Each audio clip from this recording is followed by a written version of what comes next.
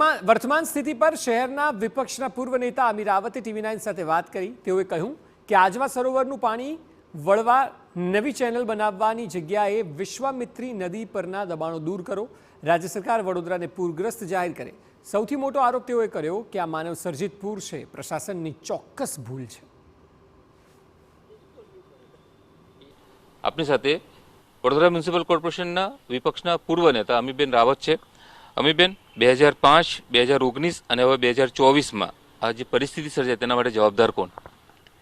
વડોદરા શહેરમાં પાછલા 30 વર્ષમાં આપ જોશો તો 15 વખત વિશ્વામિત્રી નદીમાં પૂર આવ્યું અને તમામ માટે જવાબદાર હું વડોદરા મહાનગર સેવા સદન, તેમનો બિલ્ડર સાથેનો પ્રેમ અને ભ્રષ્ટાચારને હું જવાબદાર ગણીશ, જેમને બેફામ બાંધકામની પરવાનગીઓ આપી છે। કોતરોમાં સોસાયટી બંધાઈ ગઈ, કોતરોમાં એન્ક્રોચમેન્ટ થઈ ગયા, નદી પૂરીને થયા, બિલ્ડિંગો બંધાયા, કાંસ પૂરાઈ ગયા, તળાવો પૂરાઈ ગયા। બરોડામાં 136 તળાવ હતા, અત્યારે માંડ 64 પોન્ડ્સ બાકી છે।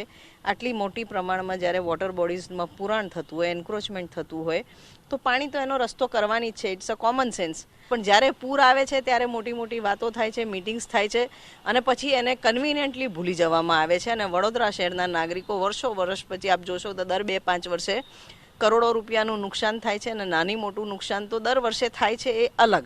કોઈ બી શહેરમાં જ્યારે દર 2-5 વર્ષે આ રીતનું પૂરની પરિસ્થિતિ આવતી હોય ને લાખો લોકો એમાં ઇફેક્ટ થતા હોય ને કરોડો રૂપિયાનું નુકસાન થતું હોય તો એ શહેરનો વિકાસ કઈ રીતના પોસિબલ છે? આ માટે સંપૂર્ણ જવાબદાર ભારતીય જનતા પાર્ટીની વહીવટી અનાવડત અને કઈ બી વિશ્વામિત્રી બાબતે કરવું, પૂર નિવારણ કરવામાં લેક ઓફ પોલિટિકલ વિલ જવાબદાર છે। ઋષિકેશભાઈ કહે છે કે ભૂલો શોધવાનો આ સમય નથી, મદદ કરવાનો સમય છે, તો તંત્ર જ મદદ માટે નથી પહોંચી રહ્યું, લોકોને મદદ કરવા માટે અપીલ કરે છે। સરકારની સંપૂર્ણપણે જવાબદારી હોય કે આ ડિઝાસ્ટર કોઈ બી થાય ત્યારે એક તો પહેલાં તો સૌથી પહેલાં વડોદરાને પૂરગ્રસ્ત જાહેર કરો, જાહેર કરીને તમામ સરકારી સહાય અહીંયા પહોંચાડવી જોઈએ। હજી સુધી તો આવું કંઈ અમે જોઈ નથી શક્યો। હજી મિટિંગો જ ચાલે છે, મિટિંગોમાંથી બહાર આવે તો કદાચ લોકો સુધી એડમિનિસ્ટ્રેટર્સ ને વહીવટદારો પહોંચશે, પણ એ તો અમે જોઈ નથી શકતા।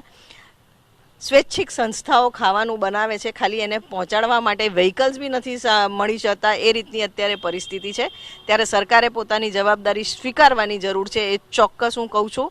અને સાથે તમામ વિસ્થાપિતોને કેશડોલ તાત્કાલિક અસરથી આપવામાં આવે, કારણ કે ડે ટુ ડે હવે પાણી ઉતરશે તો એમને ડે ટુ ડે કાલથી પોતાનો નિર્વાહ કરવા માટે, તેમના ઘર જે ડૂબી ગયા છે ગરીબ લોકોના, તે લોકોના ઘર સમા કરવા ત્યાં સુધી એ લોકો કંઈ બહાર ધંધો રોજગાર નહીં કરી શકે।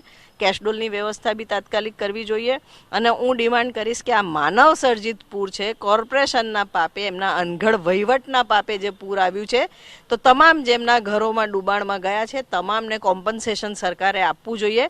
કારણ કે આ તો દર 5 વર્ષે સરકારની ભૂલના લીધે, બીકોઝ વિશ્વામિત્રી માટે કંઈ કરી નથી શકતા, બીકોઝ વિશ્વામિત્રીના પટમાં પુરાણ થયા છે, બીકોઝ બરોડાના તલાવો પુરાઈ ગયા છે, લોકોને ભોગવવું પડે છે। અને આ હાલાકી ભોગવીને વડોદરાવાસીના ખાલી સોશિયલ મીડિયાના પ્લેટફોર્મ જોઈ લેજો, વડોદરાના કોર્પોરેશનમાં બેઠેલા મગરો વિશ્વામિત્રીને ખાઈ ગયા છે, વિશ્વામિત્રીનું ડેવલપમેન્ટ નથી થતું, વિશ્વામિત્રી ફક્ત એક પોલિટિકલ ગિમિક બનીને રહી ગઈ છે। વડોદરામાં એકચ્યુઅલી વિશ્વામિત્રીના નામે આજ દિન સુધી એક પ્રપોઝલ રાજ્ય સરકારમાં ફોરવર્ડ નથી થયો। વિશ્વામિત્રી નદીમાંથી જે પાણી આવે છે તે માનવ સર્જિત પૂર તરીકે વિપક્ષના નેતા પૂર્વ નેતા અમીબેન રાવત ગણાવી રહ્યા છે અને જે માનવ સર્જિત પૂર છે તેનો ભોગ બનેલા જે લોકો છે તેને તાત્કાલિક સહાય ચૂકવવાની માંગ કરવામાં આવી છે।